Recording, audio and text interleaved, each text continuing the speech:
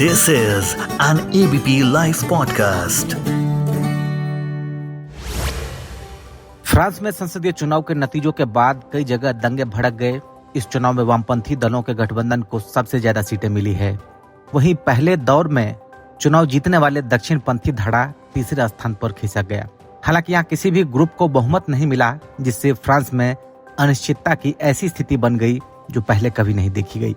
और इस पर हमारे साथ इस वक्त बात करने के लिए दिल्ली यूनिवर्सिटी के रिटायर्ड प्रोफेसर और विदेश मामलों के जानकार डॉक्टर सुब्रतो मुखर्जी हैं। सर, संवाद पर स्वागत है आपका। फ्रांस में संसदीय चुनाव के जो नतीजे आए हैं, आप कैसे देखते हैं इसको? देखिए, फ्रांस के बारे में एक चीज डिकेंस ने कहा था, best of time worst of time. तो फ्रांस का जो पूरा इतिहास है, जो राजनीतिक प्रक्रिया है, वो इंग्लैंड से बहुत अलग है। 34% 37% वोट मिला तो लेबर को इतना बड़ा विक्ट्री मिल गई।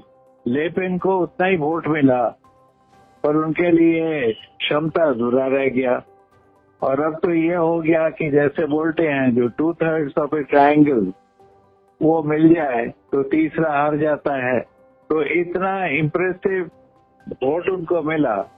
फिर भी अब सेंटर, जो मैक्रोन की पॉलिटिकल ग्रुपिंग है और लेफ्ट, दोनों मिल गए तो राइटिस्ट का पराजय हो गया।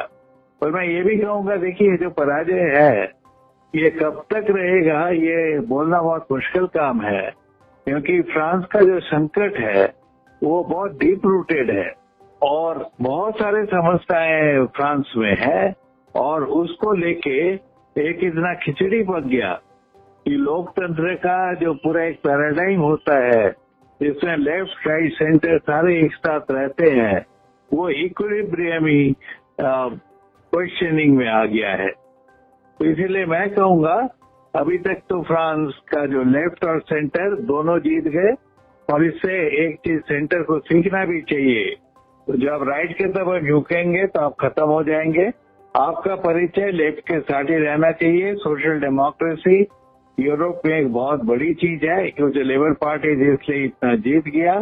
और कहीं भी आपका एक्सट्रीम राइट जो जीत रहा है, उसको हटाने के लिए, उनको चेक करने के लिए आपके लार्जर नेशनलिस्ट कंसोलिडेशन करना पड़ेगा।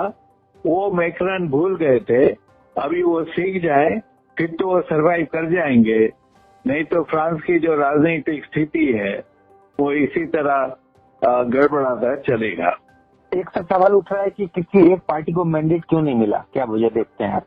देखिए, मैंडेट जो एक पार्टी को मिलती है ना, वो अमेरिका, हिंदुस्तान और ब्रिटेन में ही मिलता है। हाँ, इसको बोलते हैं first past the post system.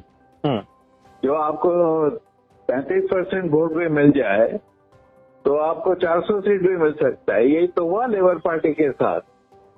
वो रिफॉर्म पार्टी आके कंजर्वेटिव पार्टी का वोट काट लिया और उसी में लेबर पार्टी को इतना बड़ा अंक आ गई। तो इसलिए तो इंग्लैंड में भी डिबेट शुरू हुआ है, जो हमारी जो इलेक्टोरल सिस्टम है इसको बदलना चाहिए या नहीं। आप देखेंगे पूरा यूरोप में जो सिस्टम है वो प्रोपोर्शनल रिप्रेजेंटेशन है, और उसमें आप इटली बोलिए, जर्मनी बोलिए, नेदरलैंड्स बोलिए, फ्रांस बोलिए, हर जगह कोalition गवर्नमेंट ही चलता है। और मैं एक चीज आपको बताऊं, हमारी जो स्थिति है आज की लोकतंत्र की, उसमें कोalition गवर्नमेंट से ठीक रहता है, क्योंकि उसमें रिप्रेजेंटेशन लोगों का ज्यादा अच्छा रहता है। जैसे मैं आपको उदाहरण दूं, अभी इंग्लैंड में जो लेबर पार्टी है इसके पास तो 35% वोट ही है, पर फ्रांस में जो सरकार बनेगी उसके पास कम से कम 60% वोट होगा। इसलिए एक पूरा हमारा राजनीतिक का जो चिंतन है उसमें एक बहुत बड़ा डिबेट ये है, जो रिप्रेजेंटेशन को हम कैसे ठीक करें, उसमें लोगों का जो पूरा व्यूज है, आर्टिकुलेशन है, वो डिसीजन मेकिंग तक कैसे पहुंचे।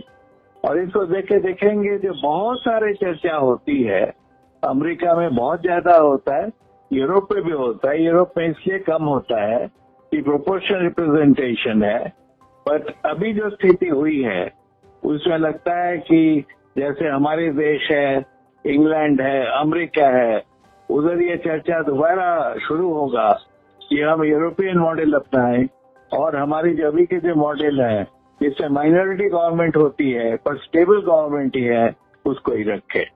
जो पॉलिटिकल टेंशन हुआ है वहाँ पर रिजल्ट के बाद, उसको कैसे देखते हैं आप, क्यों हुआ ये? फ्रांस का सिचुएशन भाई काफी डिफिकल्ट है।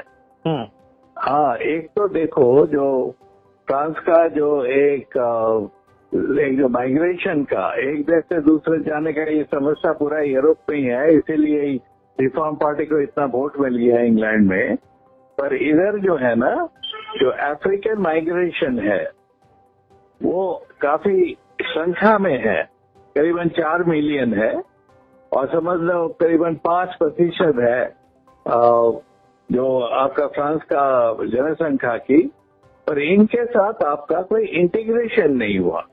जैसे मैं आपको उदाहरण दूं, अभी आप ब्रिटिश पार्लियामेंट में देखेंगे जो मिनिस्टर पोजीशन में इतने सारे आपको ब्लैक एशियंस इंडियंस मिल जाएंगे, पर आपको ये फ्रांस में ये स्थिति नहीं मिलेगी।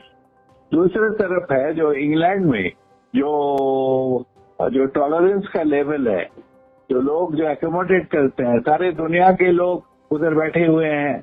पर फ्रांस में इतना पूरा दुनिया के लोग नहीं है, ज्यादातर अफ्रीका के लोग हैं, तो इसलिए उधर टेंशन भी बहुत ज्यादा है। और उसके साथ ये भी है, देखिए फ्रांस में एक इतिहास है पॉलिटिकल वायलेंस का। एक आपको नाम होगा जॉर्ज सोरेल, बहुत बड़ा जैसे हम नाम लेते हैं। हाँ, उधर एक वायलेंस का ट्रेडिशन है, उधर आपका सिंडिकलिज्म एक ट्रेडिशन है। तो इंग्लैंड में जिस तरह एक आहिस्ता आहिस्ता पूरा हो गया, फ्रांस में ये नहीं हुआ, उसमें डिस्ट्रप्शन रहा। और इसलिए आप देखेंगे जैसे इंग्लैंड में कभी कम्युनिस्ट पार्टी या बहुत बड़ा रोल नहीं प्ले किया, बट अभी भी फ्रांस में लोकल बॉडीज में जैसे इटली में छोटा छोटा शहर में इनका बहुत ज्यादा इन्फ्लुएंस है। तो पॉलिटिकल कल्चर में आप बोलेंगे तो फ्रांस का एक डिवाइडेड पॉलिटिकल कल्चर है, इंग्लैंड में एक यूनिफाइड पॉलिटिकल कल्चर है। इसलिए फ्रांस को चलना था बहुत मुश्किल काम है, इंग्लैंड ठीक ठाक चल जाता है।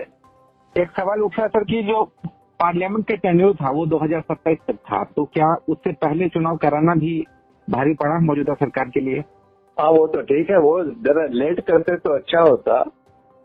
उन्होंने सोचा कि जो करेंगे तो शायद अपना पोजीशन स्ट्रेंथन हो जाएगा। ये डिस्कैलकुलेशन होता है भाई, कैमरून ने भी तो किया था, सोचा था जीत जाएंगे तो मेरा भी 5-7 साल चलेगा और ब्रेक्सिट नहीं होगा। तो राजनीतिक तो काफी लोग गलती करते हैं ना, वाजपेयी साहब ने भी गलती किया था शाइनिंग इंडिया बोल के, जल्दी चुनाव करवाया था। तो ये सब गैम्बलिंग तो राजनीति में होता ही है, पर मैक्रोन साहब इस बार लग रहा है काफी बड़ी गलती कर चुके हैं। सर, ईरान में चुनाव, ब्रिटेन में चुनाव, फ्रांस में चुनाव, इसमें क्या सिमिलरिटी देख रहे हैं आप जो रिजल्ट है? ईरान के लिए तो बहुत महत्वपूर्ण है, क्योंकि ईरान का आप देखेंगे पूरा इतिहास, जो करीबन एक मुसाद्दिक थे, बहुत बड़े लीडर थे, इनको इन्होंने हटाया और उसके बाद जो ईरान का जो इतिहास रहा वो बहुत एक दुख भरी इतिहास है। शाह ने इतना लंबा चलाया, उन्होंने कुछ काम नहीं किया, फिर खोमेनी साहब आ गए। जो पॉलिटिक्स ऑफ एकोमोडेशन बोलते हैं ना, सबको लेके चलना, ये कल्चर ईरान में कभी हुआ ही नहीं। और इसके साथ आपका तेल का जो पूरा है, कहीं भी आप देखेंगे तो बहुत जरा ये संपदा आ जाती है, उधर लोकतंत्र के लिए खतरा पैदा होता है। तो पर अभी भी ईरान का एक जो बहुत अच्छी चीज है आप देखेंगे, क्योंकि टेक्नोलॉजी अच्छी है, ये जो ड्रोन्स जो बनाते हैं बहुत अच्छे बनाते हैं, उधर के लोग शिक्षित है, जागरूक है, और ये जो रिफॉर्मिस्ट जो प्रेसिडेंट आ गए, वो मुझे लगता है ईरान के लिए और पूरा आपका वो एरिया, मिडिल ईस्ट बोलते हैं, हम बोलेंगे वेस्ट एशिया, उसके लिए एक पॉजिटिव डायरेक्शन आ सकता है। फ्रांस में कोई कोलिशन गवर्नमेंट का इतिहास नहीं रहा है, तो उसमें वहां पर आगे की कैसी पॉलिटिक्स देखते हैं आप? ये कोलिशन पॉलिटिक्स से चलेगा ना। आपको याद होगा जो फ्रांस को अभी जो बनाया, उनका नाम है द गॉल। उसका पहले 4th रिपब्लिक था, पहले 3rd रिपब्लिक था, वो चली नहीं। फिर 4th रिपब्लिक आया, वो नहीं चला। फिर 1958 में डगॉल ने फिफ्थ रिपब्लिक लाए। इसे बोलते हैं सेमी प्रेसिडेंशियल सिस्टम। ये आपका पूरा ब्रिटिश सिस्टम भी नहीं है और पूरा जर्मन सिस्टम भी नहीं है। इसमें प्रेसिडेंट को हटाना बहुत मुश्किल काम है, क्योंकि इधर तो सरकार बदलती रहती थी ना, हर हफ्ते, हर 2 महीना 3 महीना। इटली में भी बदलता था, फ्रांस में भी बदलता था। तो उसको खत्म करने के लिए वो डगॉल ने जो सिस्टम लाया वो तक अभी तक ठीक ठाक चल रहा है कि प्रेसिडेंट जो होता है उनका 7 साल का होता है टर्म। देखिए बाकी सारे देश में 4-5 साल होता है, फ्रांस में 7 होता है। 7, 2 साल, 14 के साल ज्यादा आप रूल नहीं कर सकते। तो वो मैक्रोन साहब तो पूरा कंप्लीट करेंगे अपना टर्म, पर अगला क्या होता होगा वो तो उसमें बहुत बड़ा क्वेश्चन मार्क आ गया है। जी। तो जाहिर तौर पर फ्रांस में गठबंधन का इतिहास तो नहीं रहा है, लेकिन जो मैंडेट मिला है उसके बाद अब देखना है कि किस तरह से वहां पर पॉलिटिकल स्टेबिलिटी रहती है। और एबीपी लाइव पॉडकास्ट के साथ बातचीत करने के लिए सुब्रतो मुखर्जी, बहुत शुक्रिया आपका। धन्यवाद। This is an ABP Live podcast.